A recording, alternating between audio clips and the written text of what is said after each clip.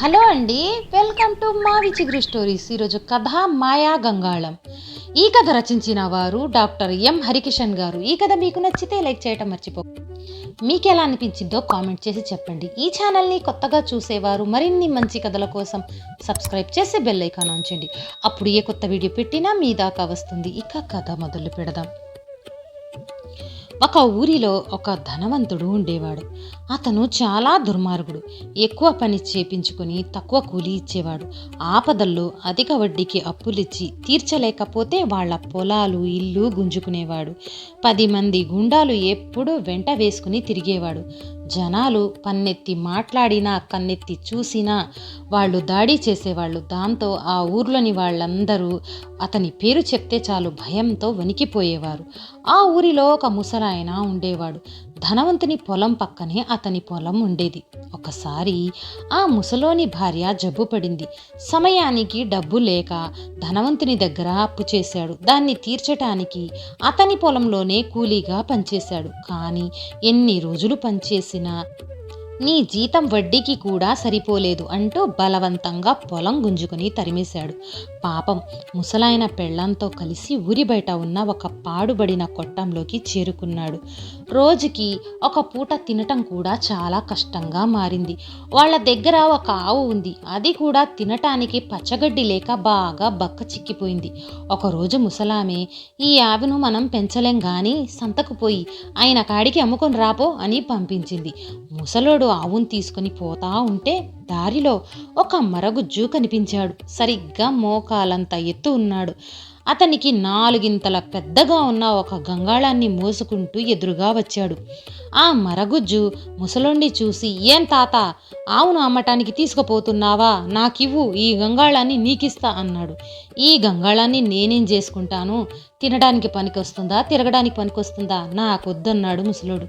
వెంటనే ఆ గంగాళం మరగుజ్జు భుజంపై నుండి ఎగిరి కిందకు దూకి, వద్దనకు వద్దనకు ఓ తాత, వెంటనే తీసుకో ఓ తాత, బాధలే తీరుస్తా ఓ తాత, నీ తలరాతనే మారుస్తా ఓ తాత అంది.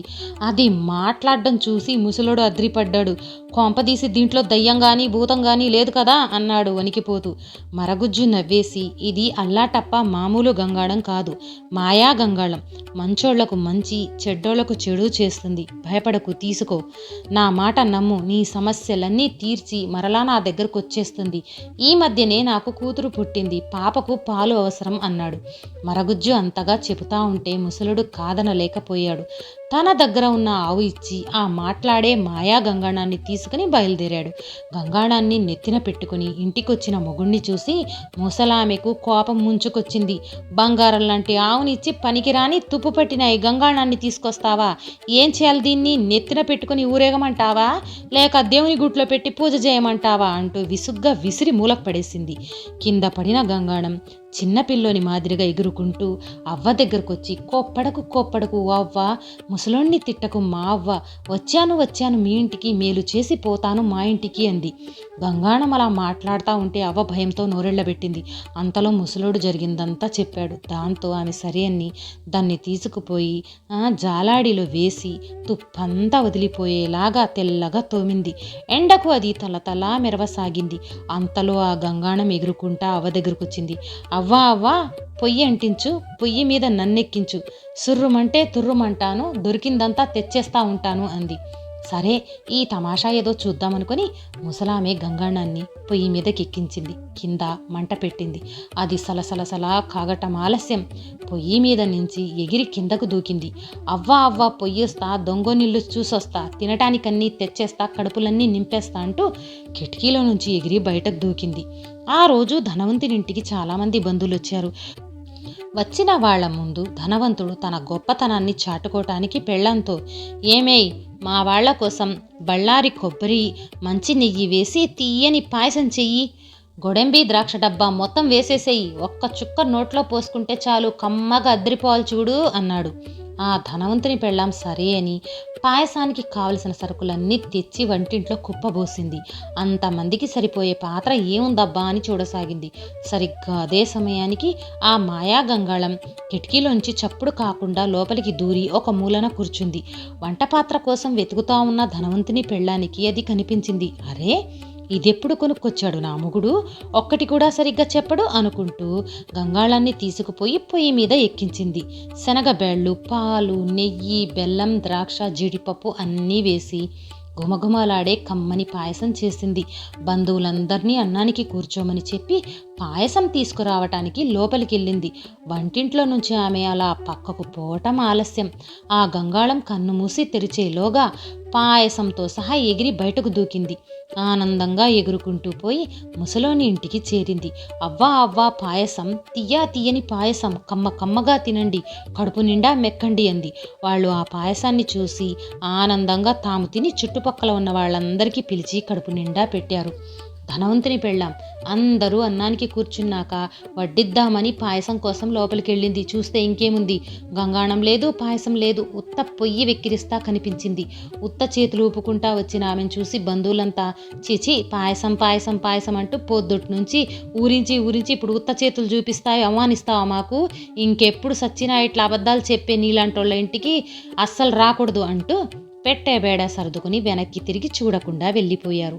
ముసలామె ఆ తర్వాత రోజు పొద్దున్నే మరలా గంగాణాన్ని పొయ్యి మీదకి ఎక్కించి కింద మంట పెట్టింది. అది సలసలా కాగటం ఆలస్యం. పొయ్యి మీద నుంచి ఎగిరి కిందకు దూకింది. అవ్వా పోయేస్తా, పొలాలన్నీ తిరిగొస్తా, ఇంటికి ధాన్యం తెచ్చేస్తా, సంచులన్నీ నింపేస్తా అంటూ కిటికీలో నుంచి ఎగిరి బయటకు దూకింది.